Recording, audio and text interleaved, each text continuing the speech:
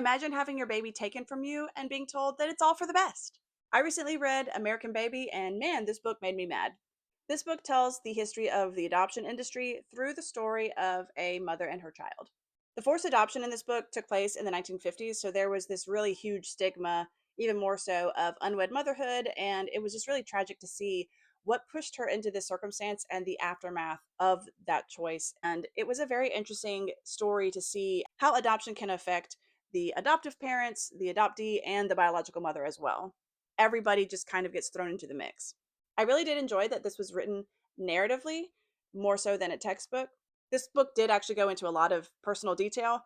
Some of it I found a bit too superfluous, and I kind of sped through that part. I just didn't really find myself interested in the nitty gritty of these people's lives other than their tie to the adoption story. But that's just a me thing.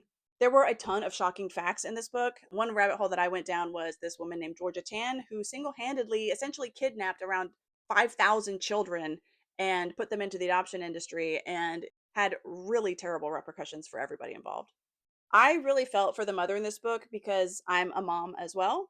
It is hard to imagine having to give away your firstborn child and then having more children that can stay in your family because of societal norms, because now you're of age and you're married. And I can't imagine the toll that would take on you to constantly be consumed by thoughts of if your child's okay and how their life has been so far, and if you'll ever meet them. I will say, although this is very well researched, it did feel pretty biased against adoption in general. So obviously, it shows the evils of adoption, but I think that there are some good things that can come out of adoption as well, and she never touched on those at all.